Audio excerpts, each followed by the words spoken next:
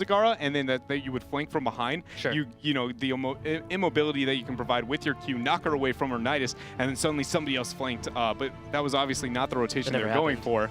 And so things are just crumbling, it seems like, at least now for Tempest. They do get game one, but we have, you were talking about an entire tournament in our hands. This series is, you know, I wouldn't be surprised if we see Zero now turn this around, because that was their game to lose, and they gave, you know, the only fight debatably Tempest could have taken to win that game. They gave it to them. So, you know, it just kind of round that out. Zero step their game up a little bit more, not worry about, you know, panic bosses like that, and I think this is their series. Zero Panda will be moving over to Dragonshire for game number 2 here in this best-of-3 series, but hopefully they can shake that loss, because that is one way where you feel like you're outplaying your opponent the entire game and you make one dumb call in the end, and suddenly maybe you kind of doubt your shot calling. Now, this is China, of course. When it comes to China, their shot calling, one of the best things about their shot calling, whether it's a good or a positive in most scenarios, is that when it's made, they just go in. There is no stopping. There is no hesitation. They're a team that always will do the call if it's been made. So hopefully if the shot caller cleans that up a little bit and they all respect that, they should be good to go here for Dragonshire. Now, what do you think about Dragonshire in terms of trying to spread out this Tempest team? I think it's only going to hurt Tempest, right? It feels like that's going to be the case, that now this individual decision-making has to absolutely be on point for its map like this. And now that we know Zero kind of has that Zagara in their arsenal, you know, that they're comfortable with the Nidus network, this is another map where that's going to be very viable. That being said, things like Dahaka and Falstad are that much more prominent to where it should be able to deal with the counter pressure very easily if that comes out.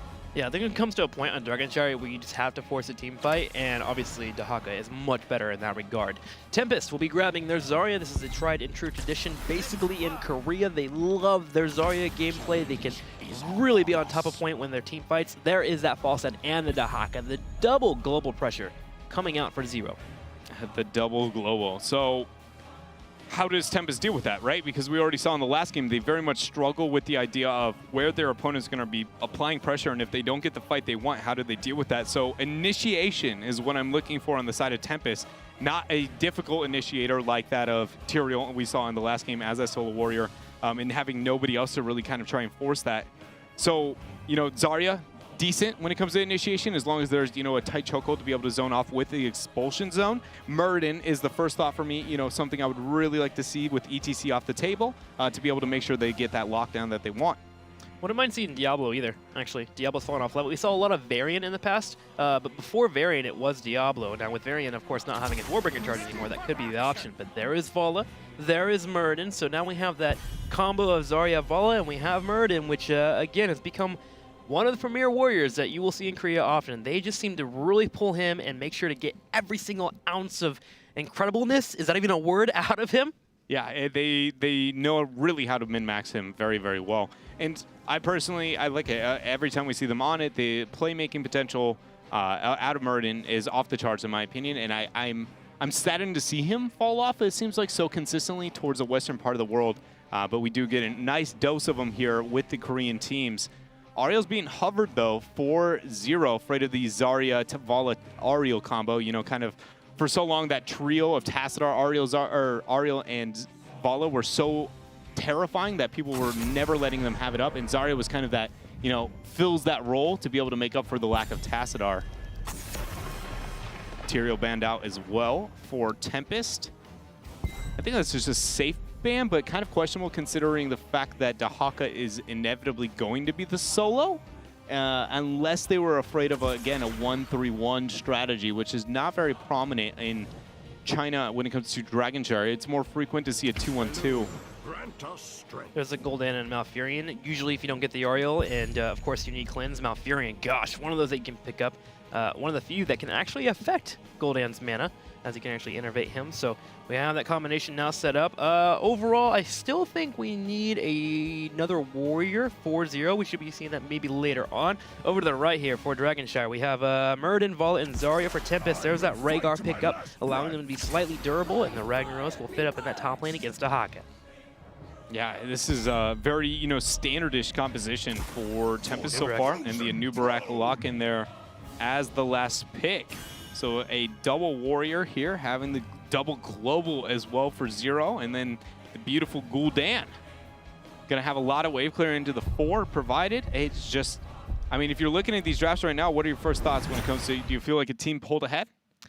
I think a Nubrak maybe is a bit of a question mark for me. I think I would have preferred Diablo a little bit more, but I do see where a Nubrak comes in and work here. Zarya and Ragnaros obviously have a really hard time dealing with him with the poke on the Q build, which you see all the time in Korea. I feel like I would feel the heat here overall, because if a Nubrak dives in, you can burn him so quickly. And then you have the ability to actually get in that back line and have a global play overall. I think I actually like Zero's draft a little bit more at 60-40. Yeah, I actually agree. I like Zero's drafting significantly more, as long as they're comfortable abusing the macro, right? They need to see that flavor that we saw in the last game with the Zagara. Obviously, it's not as what I think an average viewer would kind of call as cheese, which it very much wasn't. In that case, a kind of a pocket strategy, but as long as they abuse that macro with the Dahaka, with the fall set in the same sense, I very much like their draft that much more. That being said, the initiation is significantly easier on the side of Tempest, and that was by far the biggest problem we saw all of last game, is just, are they going to be able to get those initiations? And Murden pretty much just go. It's very easy to see. There's the Stormbolt. It connected. We're going to fight. And that shouldn't be that difficult in this game. I think the top laner is the one that's really under threat for the most part here when you look at Tempest. Murden so good at rotating between that middle and that top, peeling off after you deal with that 4-man rotation, and then jumping on top of a Dahaka, waiting out that burrow, and then finding the isolation and actually moving straight on in. Because actually the 4-man rotation has a very safe rotation out of not being picked off. That root so strong for Malfurion for saving their teammates. Of course, get level 7, you get that cleanse. So whoever's in top, whether it be Dahaka or Falstad, probably Dahaka would be it would be in his best interest to watch that mini map and make sure if I don't see Murden, I play safe. Yeah, the Murden, I think, is going to be the key point for this game. I think a lot of it's going to come down to him. Or Gul'dan, the wave clear and the pressure provided onto the map, and then if dealing with that Zarya, with the potential poke coming out with that, and also just the Raw threat, how easy it is for Murden, because typically, unless you go E-build into the Gul'dan, where you can kind of have a bit more range, but if you move into Q at all, you're very, very vulnerable to a Stormbolt at any point. So if we do see the Q build, which has been a bit more frequent around the world. It might be the case here. If that's going to be the build that we see, it needs to make sure that avoiding the Stormbolt there from sign at all points. What about a Nubrak? Thinking about diving with the Locust form? All completely? Day. That's what I'm thinking too. Yeah, you just dive in the back line. You say, all right, Ragnaros, you want some of this? No, it's not happening. I think the way I would like to see it most is one of two cases. It's just the two heroics I'm looking for the most that cannot be used at the exact same time is going to be the Locust Swarm with the Horrify. Sure. So you either open with Locust, dive onto the backline, and then wait for the pressure to turn onto the Anubarak and the kill, and then Horrify off, look to be able to get the pick that way. Or you open with the Horrify, look to get the split, Anubarak isolates a target, the support's going to move in, and then he burrows to the backline, and once the resource is committed to save the first Horrify kill target, then Anubarak locks in the kill on the backline. Yeah, I like the options, because you don't even have to wait for Zarya to use shields. Like a lot of compositions, you have to wait for the shields to pop out, but if you get the Horrify, that's 3 seconds that you have a good chance to actually focus down one target, get the peel off, and if you really want to, you could just send Anubarak in the back line and keep Zarya away from the fight. So yeah, I like the options here available for Zero Panda, and it's kind of odd to say that the Chinese teams are a little bit on the outdraft right now. Just the first and second game, obviously, it's a small sample size, but it's very refreshing and exciting to see. Yeah, it's it seems very stubborn and kind of stuck in their way a little bit when it comes to the drafting so far of Tempest. And, you talked about the identity crisis. Is it an identity crisis? Really, I think is more of the question of China right now. And for at least this series so far, it very much is going to be them, finding the answer. The needle in the haystack is the analogy I used a bit earlier, and maybe they have a bit more needles in there than I kind of expected. They just got a full porcupine in there. They pull out a porcupine. So I will put out some numbers for you guys at home on Dragonshire when it comes to Tempest. This is actually one of the rougher maps. They are 3-2. Now, of course, that's not the worst. Of their losses did come to MVP Black and L5, but still, one of their maps that make them spread out and force them to get in a situation where maybe they might not have a full handle on the battleground. Yeah, and anytime you can get your opponent out of their comfort zone, it provides so much more, because it's the small things that add up when it comes to greatness in competitive heroes, but it's also the thing that can kind of pull teams away as well. And comfortability really forces those small errors to be that much more dominant.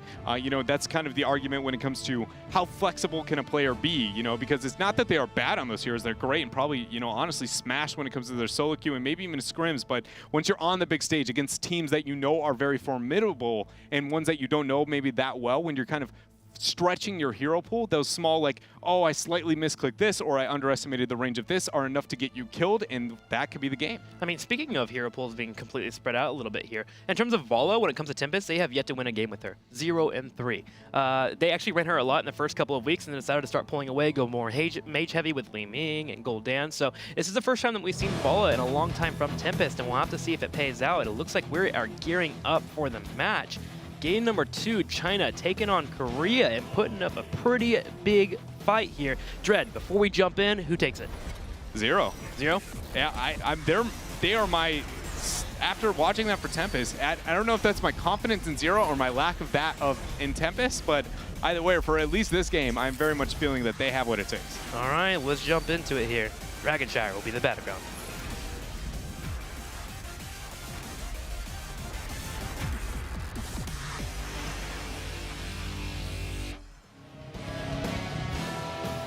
So much epicness. Yeah, man. Ugh, I want to use it all the time. Look at this. This is so cool, man. Why can't I have that everywhere in my life? Just floating around above my head. We need one of those for us. Oh, yeah, Why don't we have a right above your head? Dreadnought. Here's Wade. I'm Trick. Here we are, to the far left in the blue. It will be your Chinese representatives. It is going to be Zero Panda. Here they are, man. Exciting to see, of course, Melody here on Falstad. Exactly. I was going to say that. We saw the split pressure he could provide into the last game. Having him on that hero to be that macro caller is going to be absolutely huge for them to be successful here in this game. I wonder if this is a legitimate strategy. When you have a different roster, the Frankenstein roster that we're talking about, do you just go for the divide and conquer strategy? And if it works out for you, it works out. Here on the far right, Tempest in the red. Already up 1-0 in the series, but barely doing it in game number 1. Don't let that 1-0 record fool you. It was definitely a match that they were on the edge of during the entire matchup. Yeah, and right now we do see the hover of a 2-1-2 coming out from Tempest. It's my personal favorite laning choice. Out of all of competitive Heroes of the Storm, it is the hardest, it is one of the weirdest to run off successfully, and it's very comp dependent, but the few moments we do get to see it shine, my goodness, is it terrifying. But it's going to be hovered signs, gets the scout out there, and as it seems, Zero Panda here is going to send M and 6 to be able to deal with that top lane. Oh, Falstad rotating into the top right. They're moving on in. It's going to be a 3-on-2. Modern Life is being focused down, and that is going to be a dead Fire Lord. And that is the first blood here. Zero stepping ahead early here, 52 seconds. The last game, it took them a bit. You know, they needed the Night. It seemed like Nidus was their key point. They were going to wait that out, but not the case here today in game number 2.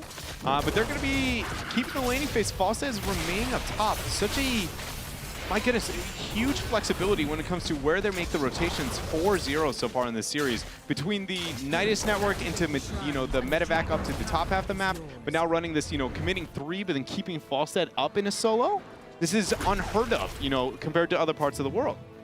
Because it's so hard to get it right. You can mess it up so easily if you don't, if your rotations aren't on point, if you're not competing with each other. But right now, Zero's trying to keep up with it. We do have Falstad pressure in the top lane. He tries to barrel away. Sign jumps in, does hit him. Falstad will fall victim there to Muradin. That was so strange to see that decision making come out from Zero. Lay it on us. Okay, so Falstad doesn't win that 1v1 100% of the time, except for post 4 if he keeps his W full on that. That being said, he's going to auto attack build, which means he's going to go, hold on, lockdown. Can he get a kill? 6. Working it in. Gonna make it out. All right, so Falstad can't win that 1v1 unless he has hammer gains like very late into the game or having the W at 4, and he has neither of those. So then he goes for the trade. Nobody went for the rotation to be able to peel for him. And then suddenly when he barrels out, it's like, well, here's a wild Muradin to confirm the kill. But what was the thought process of contesting in the first place out of sneaky? I'm just very lost. I mean, that seems like such like after that last game, a Tempest move to make, right? But now suddenly Zero is going to be the one doing it. It's the consistency of these squads is just so lost on me. He done goofed. Sometimes you just goof, Dread. Is that happens. Sometimes you do it. Sign has grabbed the dragon, and there's pressure in the middle already. As Tempest is looking much better in the early game compared to the first map on Braxis. Hold out, continuing to keep up with that pressure. Now, of course, with it being an early Dragon, all you can really get is a couple of turrets. They continue to push in the bottom with their Vala and Zarya. And for the most part, usually Zarya Vala will dominate this lane matchup, but Gul'dan makes it much harder to deal with that. First off, you can't get the free soak on the turret shots with your shield. You have to actually deal with that corruption that comes in your way. So Zero is holding on to it for now, and they are slowly closing that gap there as they continue to soak their minion experience. One thing we do have to keep, or kind of note, is that I was talking about the Gul'dan and what build he moves into to be able to deal with the Murden and the pressure. So he did go with the traditional E build. We see the Echo Corruption. Yeah. And how that's going to be able to make up for the late game. It will put more pressure onto Rhaegar. Rhaegar didn't move into the reduced duration or reduced healing cost into his early talents there, so that means typically not going to Spirit Walker's Grace, which is what you do to make up for late game Gul'dan heals if you are the Rhaegar. So once Echo Corruption's complete, especially post 16, I mean, GD is going to have an absolute heyday on Tempest's health bars. Well, there's a heyday up here in the top right as Marnolife is dealing with the pressure coming his way. Here has Hyde on the rotation. He goes in for the bite. M is low, and Hyde working for the kill. He will burrow. Does he survive? No, the last second bite, but 0-6 does move in for the burrow, but there is no turret ammo there, and Rhaegar will walk away. But by being the MVP there for Hyde, they do have still pressure onto the bottom half as well, so winning all lanes in this 4-minute section in the downtime between phase 1 and 2 of the DK here is going to be Tempest. Very different story than what we saw in game number 1, pulling that half-level advantage, whereas it was inverse into the last game, having Zero have that. And again, we're going to see that 1v1 matchup. GD. Oh man, that Stormbolt. Late cleanse coming out from Tau as well. Zero starting to fall victim here to Tempest as they continue their pressure. Hyde has soloed the mercenaries down here on the bottom right. We'll need some assistance pretty soon here. Lockdown will show up to help out, especially with Gul'dan being taken away, but Tempest has eked out a major lead here. Close to level 10. Melody rotates the top lane, gonna start dealing with Ragnaros. M is on the back left. He still has his burrow. There's the drag, and Zero gets a pick. This is starting to turn into a bloodbath, Dread. Yeah, it very much is, and a lot of that I think comes down to just the laning choices here. You know, Zero with their matchup when it comes to their 4 and keeping Dahaka, Falset, you know, kind of flying up, that catching Tempest off guard mentality of Zero seems like they're comfortable if that RNG works against them. You know what I mean? When it comes to where they're going to be rotating those heroes. Yes, they gained the advantage here this time, but the next time, because of their lack of stability of that they're making these transitions, it just feels like they're comfortable. We're going to make this, and it's either going to win it or it's going to lose it for us here. And this is another one where they are going to be successful. Shield comes out, Dr. books in. There will be the explosion zone, but a little too late, and Zero gets a pick off on Tempest. Down heroic abilities. Now the globals did work out. There is a dragon still going over to Tempest, but yeah, I think I agree with you. Like Zero just seems to have no fear.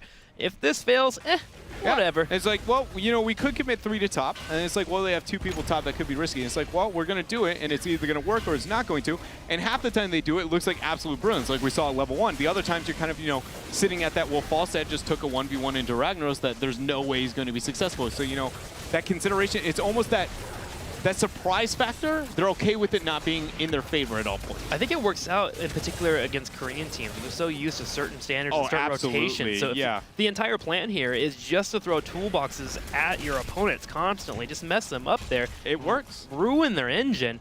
And it's working slightly here. However, Tempest continues to hold on. But imagine if we get into the mid to late game scenario where suddenly death timers are around 30 to 40 seconds and you get that pick off. It can be completely rewarding. They continue it. Another takedown on lockdown. We're going to have Murder in the top right. There goes the mighty Gus. Melody attempting to retreat. He has already used his barrel roll. We're going to have Xiao with the heal. And they should be able to save the fall stat. Auto attacks being worked in. Sign will walk out with the Ancestral Healing. Modern Life comes in though. Takes out. So Fierce Smash does miss. There's the drag there on Ragnaros as well, but Zero is falling victim. We have GD consistently trying to apply some damage with the Fell Flames, but they will not get any takedowns. That was so well done there. You know, the first initiation coming out from Zero, Gul'dan getting a lot of damage, drops the Horrify, then we see Melody C fly in, get the kills, but the counter response from Tempest being near flawless. And they turn it around. The question is here, you know, how much macro pressure can they get out? Because it's going to be necessary here against this double global. Because typically when you are facing on Dragonshire against 0 globals, if you get this pressure in this downtime, it's going to be it doesn't matter that much. It's just a little bit of success. But if you do it into double globals, that means suddenly you have that much more control. Melody C getting caught here, going to force the Gus. You have that much more control over the globals. Suddenly the globals actually just seem like a normal hero because you're constantly keeping track of them purely off your vision control, where that's not the case typically when you know they don't have those. So. But it's difficult to get that macro control. You have Gul'dan who clears waves instantly. You have Dehaka who clears waves instantly. You have Foster that can manage waves well. So honestly, the macro game for Tempest, although they're getting these pickoffs, what is it here? 5-4. So a bit of a trade here and there. They still haven't quite gotten a fort. Now they are getting the top lane pressure relatively well. They got it down, what, to a quarter health? But still, forts are still up. Shrines are activating. Zero can soak 13 here, but they also have the possibility to go for an aggressive rotation. So Tempest kind of has to clam up a little bit and be near each other. Yeah, that was a scary moment too as well. You can see Melody C constantly looking for those fights. I thought he was going to go in very aggressive. The Tempest getting the invade here with their 13 advantage. Falstad's going to commit towards the fight on top, so this is going to be a 4 versus 2 for now. No connect there from Sign, but it's going to get him the camp. Ragnarok's got caught in the top. Yeah, that was the Falstad flight I was talking about. Very good. Well done here from Zero. So Tempest got a camp at the cost of the Fire Lord. I'm going to say that's worth here for Zero as they catch up with talent tiers. Worth in all caps, an exclamation point at the end there, because you also get 13, you get top control, you have Mercenary Cat pushing the top as well, which means you can take those turret walls. GD's going to defend this bottom lane swell. He doesn't have to deal with anything coming his way, even though there is a massive amount of heroes from the opposing team in the bottom. He doesn't have to worry about it. Oh my gosh. 6 charges in blindly there. M on the left will pop his adaptation. 2 pickoffs with the Horrify hitting as well. Xiao on the back right. 6 floating around at the same time. And those are 2 members of Tempest no longer available on the battlefield. Such a beautiful flank there from 6. And it caught them those 2 kills. They should be able to lock in this Dragonite here. The first for them in the game. So finally getting that momentum swing experience in their favor. A Dragonite now is going to be able to help them set the structures into their favor as well. Things seem to be falling apart here for Tempest. And, you know, post 20, you do not do well into Zero's draft when you have a double global on Dragonshire. If you do not you do not control one shrine. You are 100% taking a fight on an area of the map that you do not want to, purely based on the fact that you don't get to choose anymore. Zero looks you in the eyes and says, we'll let you know when we want to fight and where that's going to be. So Tempest has a small window where they need to, you know, again, look towards getting that Dragonite and opening up the map a bit more in their favor because they have had a couple of Dragonites, yes, but look at the structures. Top fort's the only one that kind of even looks, you know, damaged. Big punt there from 6. Did you happen to see the movement there from Zero? Hang on here as the new wreck gets picked off.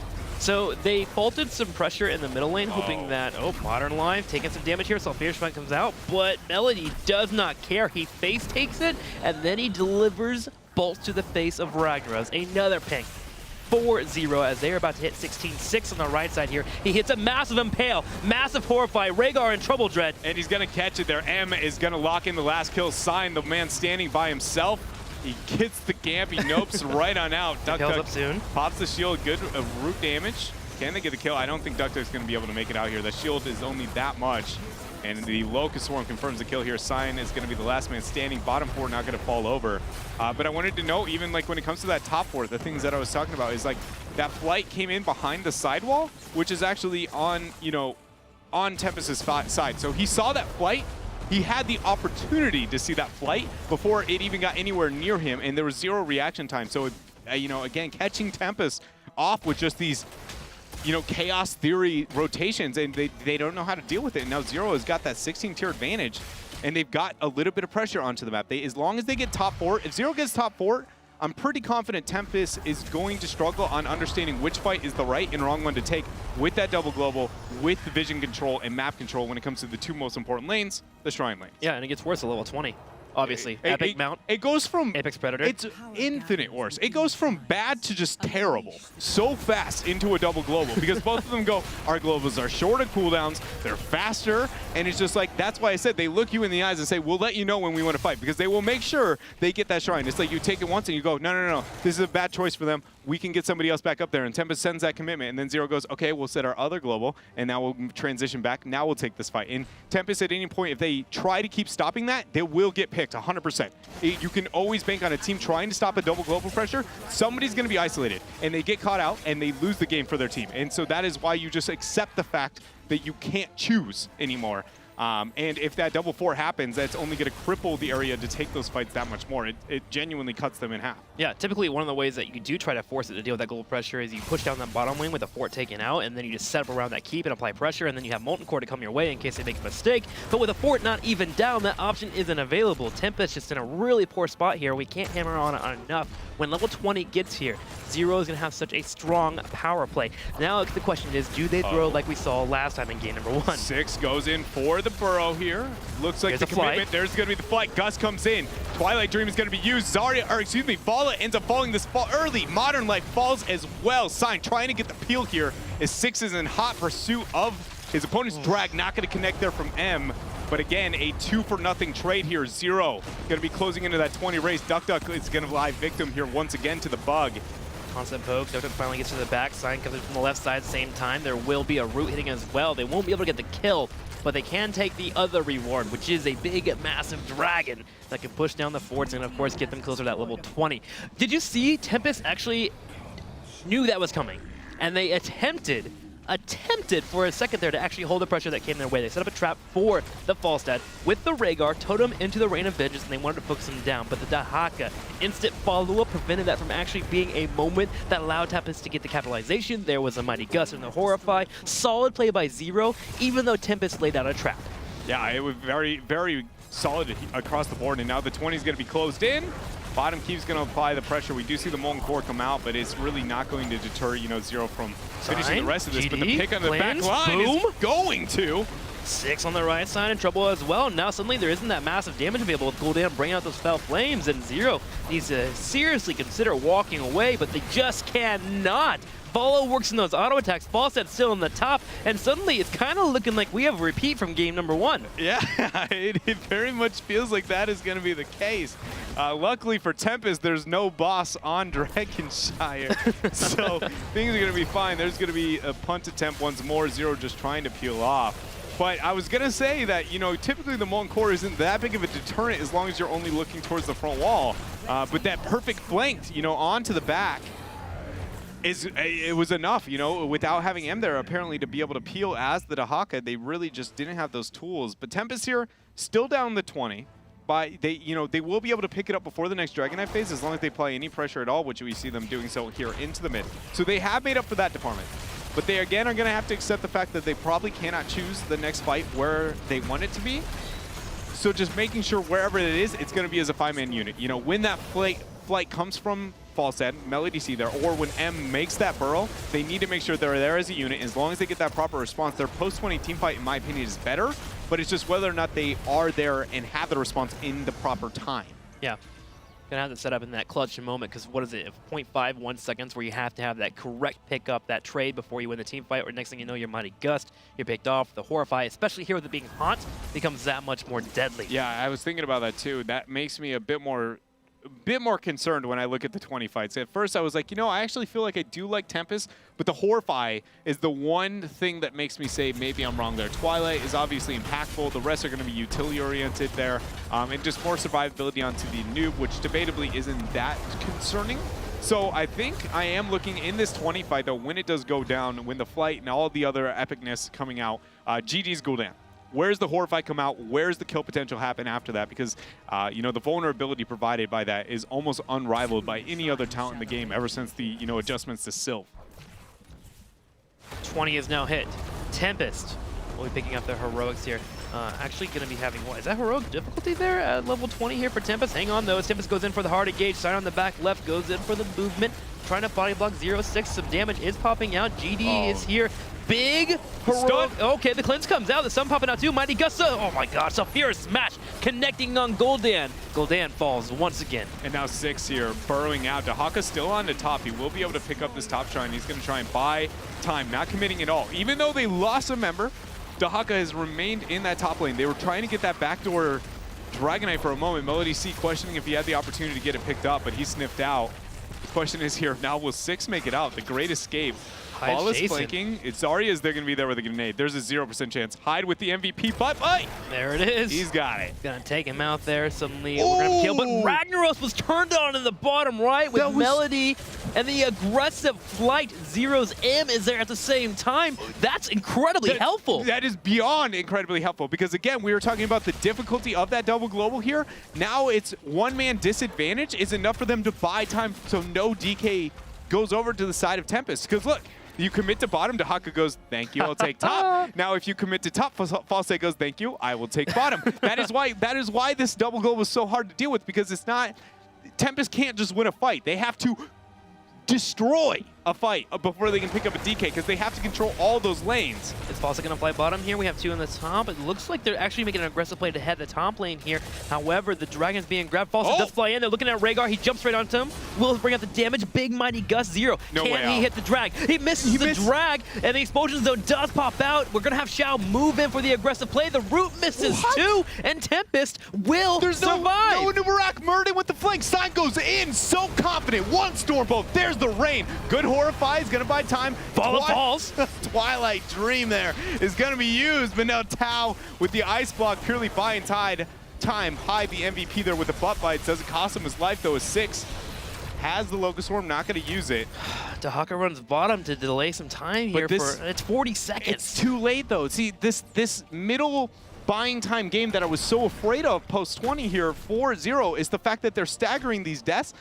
So he's buying a little bit of time, yes, when it comes to these shrines, but they cannot take these risks for that long. It's like, accept the fact that you're going to lose a DK, because if you keep playing this trickle in death scenario, that Dragonite is lethal. It can move for lethal. Nubarak will buy that time on top. The burrow was used. Falsa's up in 15. So this is when you back and you accept the fact that if they get a DK, they get a DK, but at least you have a 5 versus 5. Sure.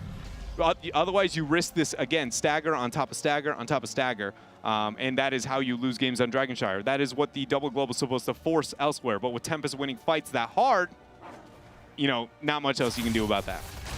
6 will delay slightly here. He still has one more delay available. Falstad is up. No, Modern Life's going to grab it. So they do forfeit the Dragon, as you were mentioning. Yeah, 5 on 5. Now the main focus here, if you are Zero, is going to be, who do I have in it? Modern Life. Modern Life's going to be on the Sulfura Smash, going to have the Ragnaros there. So my main thing is they have very little back peel. Like, if I can get onto Hyde now, they have no Sulfura Smash to buy that time. So now can I somehow get onto Hyde and get the pick? If the answer is yes, we can win the game. If the answer is no, then we lose 100% a keep, and possibly, depending on how many people we lose, the game here. But they should be all right for just a keep scenario. Because a 20-minute DK is not that bad. A lot of people overreact to Dragonite strength. It actually isn't that phenomenal until you hit that, 22, 24 range. Yeah, especially with Horrify being here. It's incredibly hard to go for the hard in push. Yeah. Do have a Pale constantly hitting here. The keep is finally being focused down. Okay, so now you go directly onto Hyde. The minute he moves in, all right, so it looks like the team's going to back out. They're going to try and force, though. Expulsion zone used to buy time, so they're fine.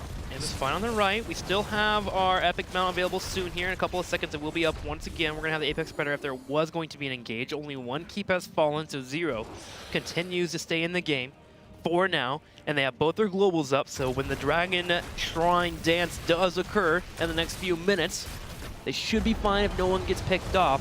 Now, if you're Tempest, I think you just group up constantly here. There's no more spreading out. Yeah, you try. The only time you do is when you separate Vala only, or maybe Rhaegar no, Ragnaros would probably be your best. Just purely onto just wave clear, like top pressure right now. Sending somebody back to do that, because with the double global, you need to at least have one of those lanes pressured out so you have vision over one of the 2 lanes, because again, if they have vision control and they have double global, you are solely just walking into a poor fight where somebody's going to be bound to be picked. But that double pressure on bottom when it comes to camp, now the clear coming out from Tempest, this is very calculated and what you would expect for top-tier Dragonshire right now. Nobody's taking any risk whatsoever. Now that we have made it to this point into the game, we're more worried about the next Shrine phase. No team has small power plays to make on one another, especially considering the only answer that Tempest really could make into the game now is going to be on the Death Bridge. So just waiting for this Shrine phase as the Giant's going to come out here 4-0. Falstad currently sitting in the middle of the map here. If he does see a rotation, can call it out to his teammates. Yeah, the fact that nobody sniffed that out this long is actually huge when it comes to intel for Zero. The lack of intel due to that rotation right there is huge. It's almost maybe better than seeing someone, to be honest, because all 5 people have to be committed towards that bottom half of the map and not interest towards that top wave at all. 6 going to get stunned out, but he should be all right. Has still going to have the burrow. Falstad will be able to pick up on top. So Tempest accepted they don't get to choose, and the fight will commit towards bottom, or they're gonna try and rotate up towards top. All right, so they're gonna commit to that because they have that pressure through bottom lane. Bottom is the best fight for Tempest, without a doubt. Just because the lane pressure that they have over time, but it looks like they're going to try and abuse that factor even into this double global with the Dahaka and the Falstad. I wouldn't mind seeing an aggressive play for them on the bottom, though. They have their Molten Core, they have the catapult pressure that you were alluding to. You can protect that. Yeah. Just watch out for the Falstad play. It's relatively simple, especially with Sign holding on this bush control on the top right. They should be good to go, but they seem to be a little bit timid here. Dahaka and Falstad has made the decision here to make an aggressive play in the top right. Get some pressure continuing on that Death Bridge. You're not going to get too much from it, but again, trying to get Tempest away from the area that you are fearful of. That's why they cleared the side walls. No, he's going to back. All right, I thought they were going to try and bait him out. He might look to bank the burrow later on.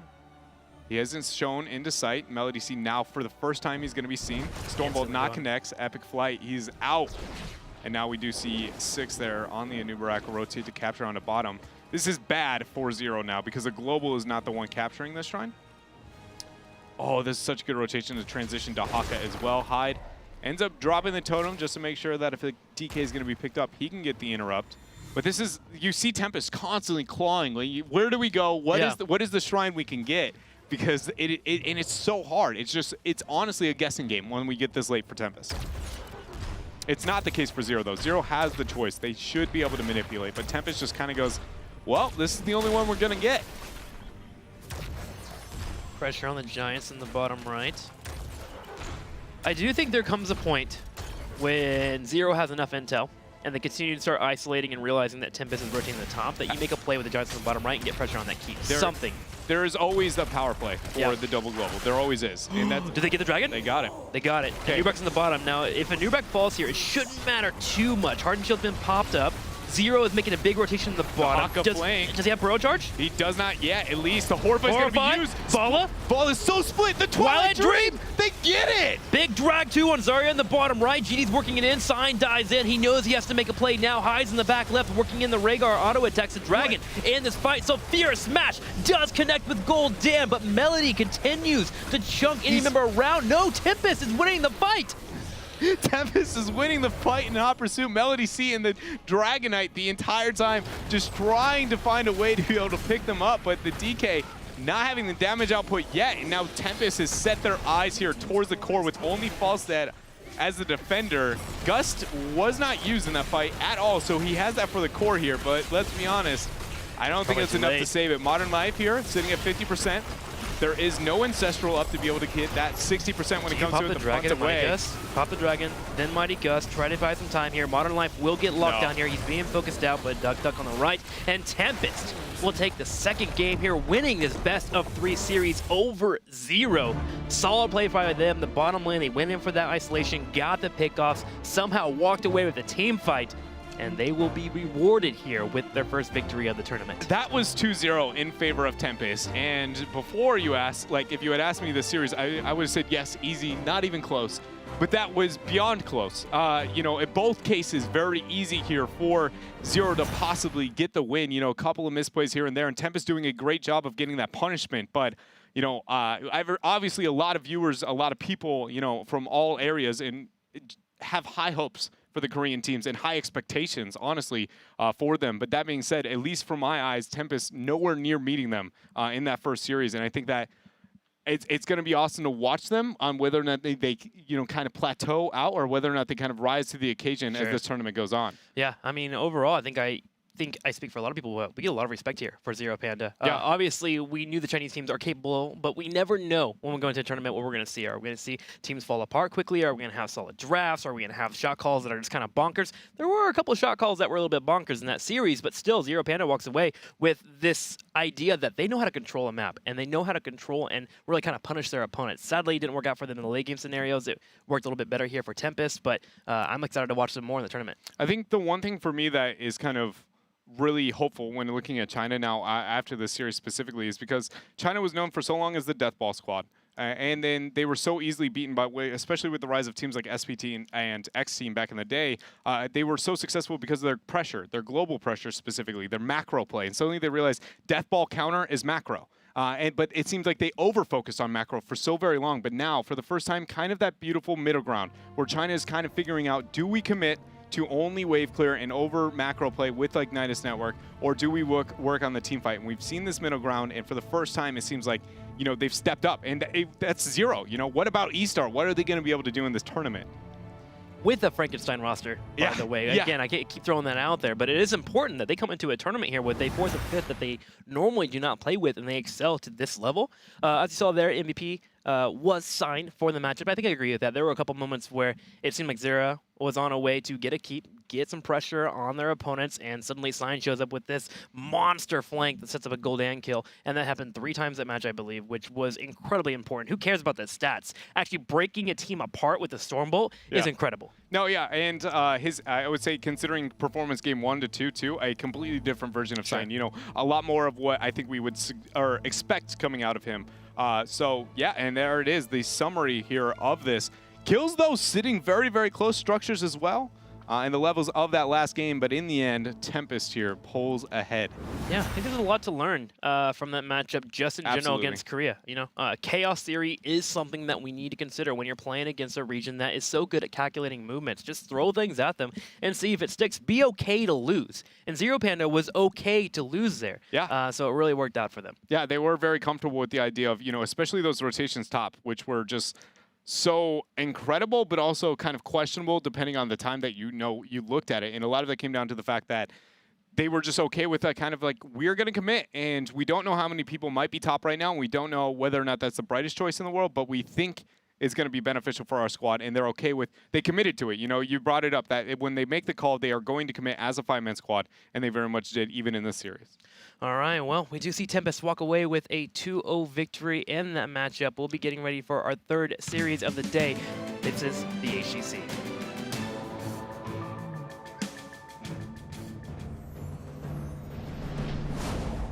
A terrible fate has befallen this world. Evil runs rampant, uncontested. I can stand by no longer. Die, Hellspawn! Crawl back to the pit from whence you came. I am the Archangel Tyrael, and I will defend this realm from all who would defile it. For I am justice itself.